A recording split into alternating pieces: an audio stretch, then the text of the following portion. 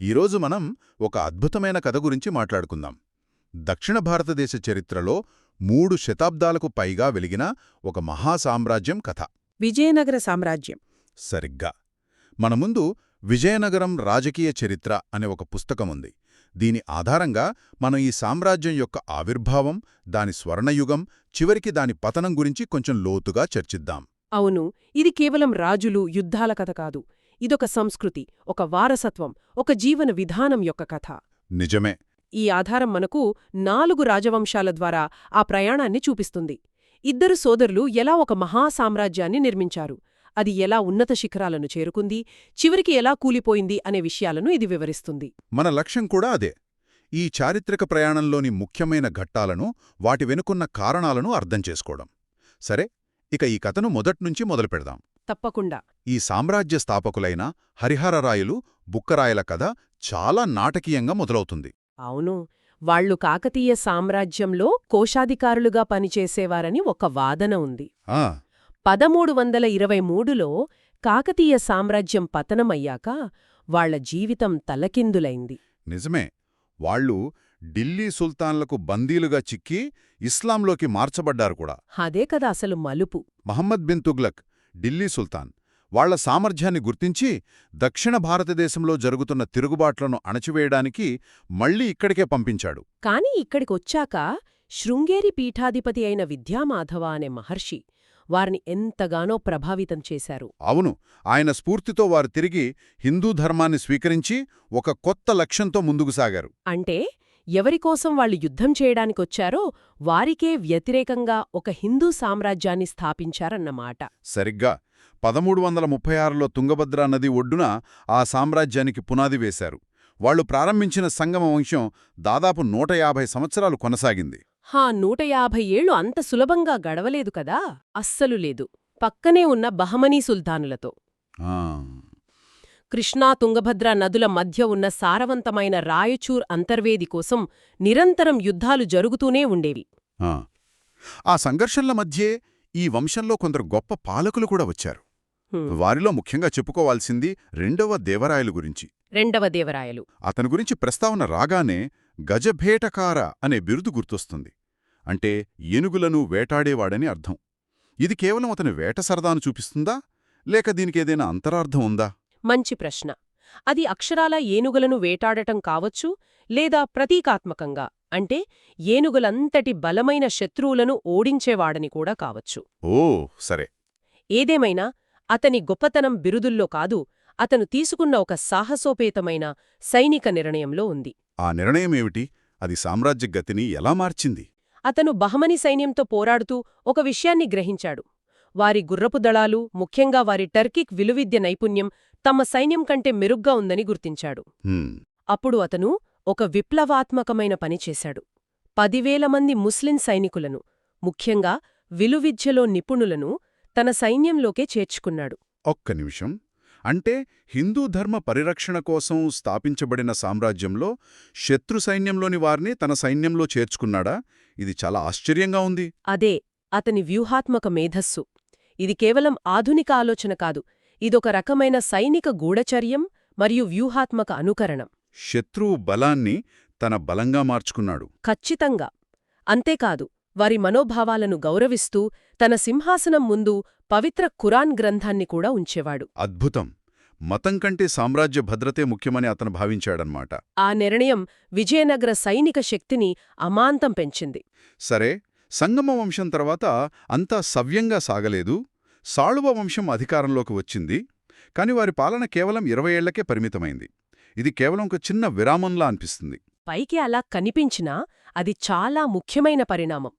సంగమ వంశం బలహీనపడినప్పుడు వారి సేనాని అయిన సాళువ నరసింహరాయలు సామ్రాజ్యాన్ని కాపాడటానికి అధికారాన్ని చేజిక్కించుకున్నాడు. ఓ, అంటే వంశపారంపర్య పాలనను పక్కన పెట్టి ఒక సైన్యాధ్యక్షుడు రాజ్యాధికారాన్ని చేపట్టడం అదే మొదటిసారి. అవును.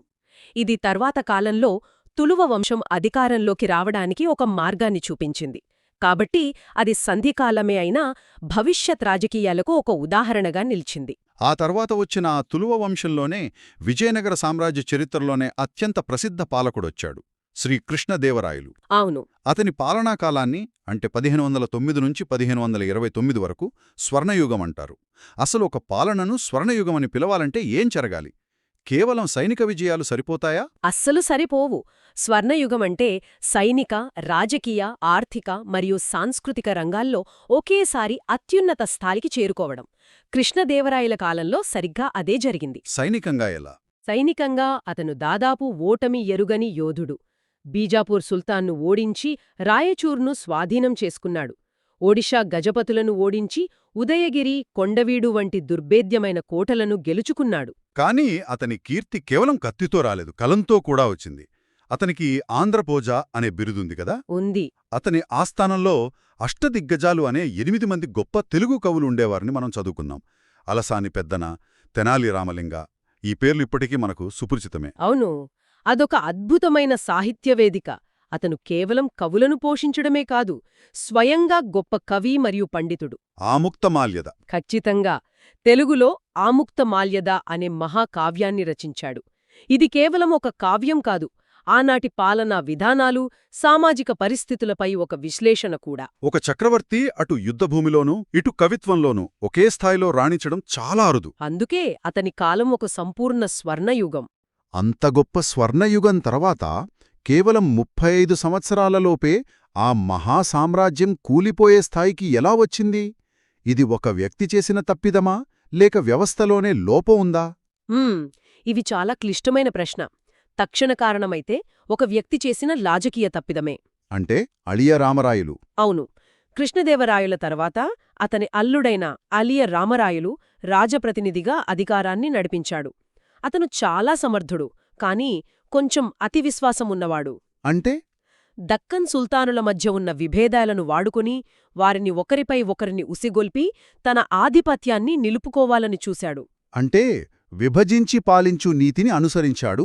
అది మొదట్లో పనిచేసినా చివరికి బెడుసుకొట్టిందన్నమాట. సరిగ్గా అదే జరిగింది. అతని రాజకీయాలతో విసిగిపోయిన అహ్మద్నగర్, బీజాపూర్, గోల్కొండ, బీదర్ ఆ సుల్తానులందరూ తమ విభేదాలను పక్కనపెట్టి ఏకమయ్యారు. అదే తల్లికోట యుద్ధం 1565. అవును. ఆ సంయుక్త సైన్యాలు విజయనగర సైన్యాన్ని చిత్తుగా ఓడించాయి. 80 ఏళ్ల వయసులో కూడా రామరాయలు వీరోచితంగా పోరాడి యుద్ధభూమిలోనే మరణించాడు. ఆ ఒక్క ఓటమి తర్వాత జరిగిన నష్టం ఊహించలేనిది. విజేతలైన సుల్తానుల సైన్యాలు రాజధాని అయిన విజయనగరంపై దాడి చేసి కొన్ని నెలలపాటు నగరాన్ని కొల్లగొట్టి నిలువునా ధ్వంసం చేశాయని అంటారు. అవును. కాని ఆ యుద్ధం కేవలం ఒక తక్షణ కారణం మాత్రమే. పతనానికి అసలు కారణాలు వ్యవస్థలోనే ఉన్నాయి. వాటిలో ముఖ్యమైనది నాయకుల వ్యవస్థ. నాయకుల వ్యవస్థ అంటే ఏమిటి? అది సామ్రాజ్య పతనానికి ఎలా కారణమైంది? నాయకులు అంటే సైనిక సేవలకు బదులుగా కొంత భూభాగాన్ని పొందిన స్థానిక పాలకులు. ఓకే. మొదట్లో సామ్రాజ్యానికి సైన్యాన్ని సమకూర్చడంలో, పన్నులు వసూలు చేయడంలో ఇది చాలా సమర్థవంతమైన వ్యవస్థ. కాని కాలక్రమేణా ఈ నాయకులు తమ తమ ప్రాంతాల్లో చాలా శక్తిమంతులయ్యారు. అంటే కేంద్రం బలహీనపడగానే. సరిగ్గా. కేంద్రంలో కృష్ణదేవరాయలు వంటి బలమైన పాలకుడు ఉన్నంతవరకు వాళ్లు అదుపులో ఉన్నారు. ఎప్పుడైతే కేంద్ర అధికారం బలహీనపడిందో వీళ్లే స్వతంత్ర రాజులుగా మారటం మొదలుపెట్టారు. అంటే సామ్రాజ్యాన్ని కాపాడాల్సిన వ్యవస్థే దాని విచ్ఛిన్నానికి దారితీసిందన్నమాట. అవును. తల్లికోట యుద్ధం ఆ ప్రక్రియను వేగవంతం చేసింది అంతే. అంటే ఆ మహాసామ్రాజ్యం ఒక నీడలా మారిపోయిందన్నమాట. తల్లికోట యుద్ధం దాని వైభవాన్ని నాశనం చేసింది. ఇంతకీ ఆ వైభవం నిజంగా ఎంత గొప్పది?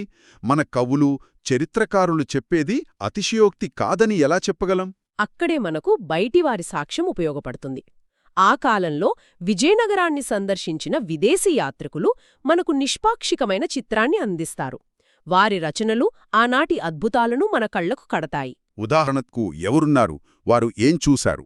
మొదటి దేవరాయల కాలంలో ఇటలీ నుండి వచ్చిన నికోలో కాంటి నగరం 90 కిలోమీటర్ల చుట్టుకొలతతో ఉందని రాశాడు. అది ఆ కాలంలో ప్రపంచంలోనే అతి పెద్ద నగరాల్లో ఒకటి. 90 కిలోమీటర్లా? అవును. ఇక రెండవ దేవరాయల కాలంలో పర్షియా రాయబారిగా వచ్చిన అబ్దుర్ రజాక్ అయితే ప్రపంచంలో ఇలాంటి నగరాన్ని కళ్ళు చూడలేదు, చెవులు వినలేదు అని వర్ణించాడు. ఒక్క నిమిషం. అంటే వజ్రాలను, కెంపులను బజార్లలో కూరగాయల్లా రాసులు పోసి అమ్మేవారన్నది నిజమేనా? ఆ సంపద ఏ స్థాయిలో ఉండేదో ఊహించుకోవడానికే కష్టంగా ఉంది. అది నిజం. అబ్దుర్ రజాక్ అదే రాశాడు. కరిగించిన బంగారంతో నిండిన గదులున్న ఖజానా గురించి, అద్భుతమైన దేవాలయాలు, మార్కెట్ల గురించి రాశాడు. అయితే ఈ వర్ణనలు కేవలం సంపద గురించే కాదుగదా? అస్సలు కాదు. ఆనాటి పాలకుల గురించి, ప్రజల గురించి కూడా చెబుతాయి. పోర్చుగీస్ యాత్రికుడు డొమింగోస్ పేస్ కృష్ణదేవరాయలను స్వయంగా చూశాడు. ఆయన కృష్ణదేవరాయల గురించి ఏం చెప్పాడు? ఒక చారిత్రక వ్యక్తి గురించి ప్రత్యక్ష సాక్షి వర్ణన వినడం చాలా ఆసక్తికరంగా ఉంటుంది. పేస్ ప్రకారం కృష్ణదేవరాయలు మధ్యస్థ ఎత్తు, దృఢమైన శరీరం, ఉల్లాసమైన ముఖంతో ఉండేవాడట. ఓ అతను చాలా క్రమశిక్షణ గలవాడని, రోజూ తెల్లవారుజామునే లేచి వ్యాయామం, గుర్రపు స్వారీ చేసేవాడని రాశాడు.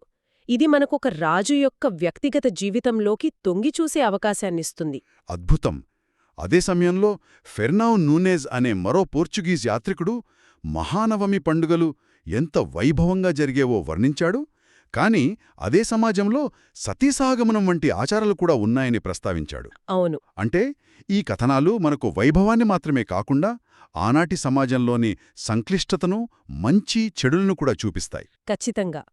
రాజకీయ చరిత్ర మనకు అస్థిపంజరాన్ని మాత్రమే ఇస్తే, ఈ యాత్రికుల కథనాలు దానికి రక్తాన్ని, మాంసాన్ని, జీవాన్ని అందిస్తాయి.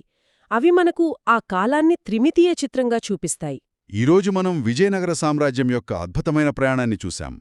ఇద్దరు సోదరుల ఆశయంతో మొదలై కృష్ణదేవరాయల కాలంలో సాంస్కృతిక శిఖరాలను చేరుకుని. అవును, తల్లికోట యుద్ధంతో విషాదకరంగా పతనమై నెమ్మదిగా కాలగర్భంలో కలిసిపోయింది. అవును, ఇది రాజకీయ ఆకాంక్షలు, సైనిక వ్యూహాలు, అద్భుతమైన సాంస్కృతిక పోషణ, చివరికి వ్యవస్థాగత లోపాల వల్ల జరిగిన విచ్ఛిన్నం యొక్క కథ.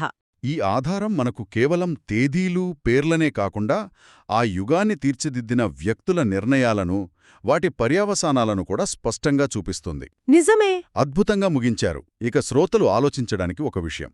ఈ ఆధారాల చివరలో రాబర్ట్ సెవెల్ అనే చరిత్రకారుడు తన పుస్తకానికి అ ఫర్గాటన్ ఎంపైర్ అని, అంటే ఒక మరచిపోయిన సామ్రాజ్యం అని పేరు పెట్టారని ఉంది. అవును.